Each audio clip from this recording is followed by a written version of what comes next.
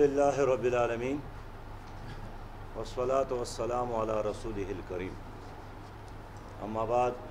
معزز صحابی حضرات، میں مولانا عبدالغفور حیدری صاحب کی دعوت پر منگوچر کے جلسے میں کل آیا تھا، اور یہاں آ کر بہت سارے لوگوں سے ملنے کا موقع ملتا ہے، اور مجھے افسوس ہے کہ سال بدلتے ہیں، مہینے بدلتے ہیں، لیکن کوئٹہ کے حالات نہیں بدلتے، اور لوگوں کے چہروں پر اسی طرح مایوسی ہے۔ خاص کر گزشتہ عرصے میں کوئٹہ میں جو ٹارگٹ کلنگ ہوا ہے، اور اس میں بے گناہ لوگ مارے گئے ہیں، شہید کیے گئے ہیں، اس کی ہم مذمت بھی کرتے ہیں، اور یہ ایک بہت بڑا سوالیہ نشان ہے ہماری حکومت کی کارکردگی پر، اس لیے کہ بجٹ میں ایک بہت بڑی اماؤنٹ رکھی جاتی ہے سیکورٹی کے نام پر، لیکن اس کے باوجود بھی کہ وسائل کی کمی نہیں ہے، افرادی قوت کی کمی نہیں ہے، اداروں کی کمی نہیں ہے، لیکن پورے ملک میں اور خاص کر کوئٹہ کے شہریوں کو اب بھی امن نصیب نہیں ہوا۔ اور میں نے کل دیکھا ہے کہ کس طرح ایک عام آدمی بھی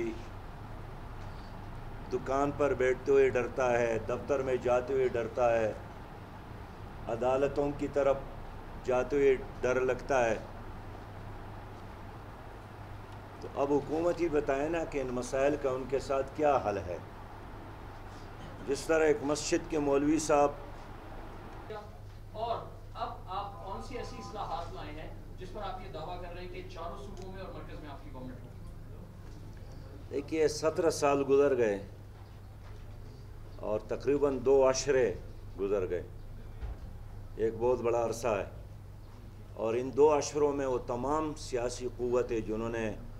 مرکز میں اور صوبوں میں حکومتی کی ہے، لوگوں کے سامنے بے نقاب ہو گئے ہیں، اور اب ہم اس چیز پر بالکل یقین رکھتے ہیں کہ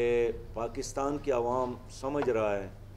کہ ہمارے مسائل کا ہم کم از کم موجودہ سیاستدانوں کے ساتھ نہیں ہے، ہمارے تمام مشکلات کا حل ایک ہی نظام میں ہے جس کا نام نظام مصطفیٰ ہے، اور ہم فرد کی بادشاہت یا خاندانوں کی بادشاہتوں کی بات نہیں کرتے ہیں، ہم نظام مصطفیٰ کی بات کرتے ہیں، جس میں محمود اور ایاز ایک صف میں انشاءاللہ تعالی نظر آئے گا۔ ہم یقینی بناتے ہیں اس چیز کو کہ ہم وسائل کا منصفانہ تقسیم کریں گے، اور ہم آپ کو یقین دلاتے ہیں کہ ہم یکساں نظام تعلیم دیں گے، ہم آپ کو یقین دلاتے ہیں کہ ہم غریب آدمی کے لیے سیاست کے راستے پہ ایوانوں کے دروازے کھول دیں گے۔ باقی رہی یہ بات کہ ماضی میں کس نے کس کے ساتھ اتحاد کیا، لیکن ہم کل کی بات کرتے ہیں، آنے والے کل، اور ہماری دعا بھی ہے، کوشش بھی ہے کہ متحدہ مجلس عمل ایک ول میجارٹی کے ساتھ آ جائے، تاکہ ہم نہ کسی کے ساتھ اتحاد کا محتاج رہے اور نہ سہارا لینے کے محتاج رہے، بلکہ اپنے منشور، اپنے نظریے کے ساتھ اپنے ایجنڈے کو مکمل کر سکے۔ اچھا سر، یہ بتائیے گا، آپ کل کی بات کر رہے ہیں، مختصر کرتا ہوں، اگر یہ صورتحال بنتی ہے، احتیاط کرنے کی ضرورت بنتی ہے، کیا M M A P T I سے احتیاط کرے گی یا؟ دیکھیے، ہم مخلوط حکومت میں شامل تھے خیبر پختونخوا میں، اور ہم ان سے جدا ہو گئے، اس لیے کہ اب الیکشن کے لیے ہم نے متحدہ مجلس عمل بحال کی ہے، اور ماضی میں بھی انہوں نے اپنے نشان پہ الیکشن لڑا تھا، ہم نے اپنے نشان پر، لیکن ہم نے 5 سال خیبر پختونخوا میں مشترکہ حکومت کی، یہ اچھی تھی یا بری اس کا فیصلہ تو خیبر پختونخوا کے عوام ہی کریں گے، لیکن ہم اصولی طور پر، اخلاقی طور پر یہ مناسب سمجھتے تھے کہ الیکشن سے پہلی ہم ایک شریفانہ انداز سے اس حکومت سے جدا ہو جائے، باقی الیکشن کے بعد انشاءاللہ تعالی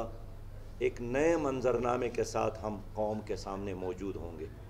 یہ بتائیں کہ وزیر دفاع خرم دستگیر کا کہنا ہے کہ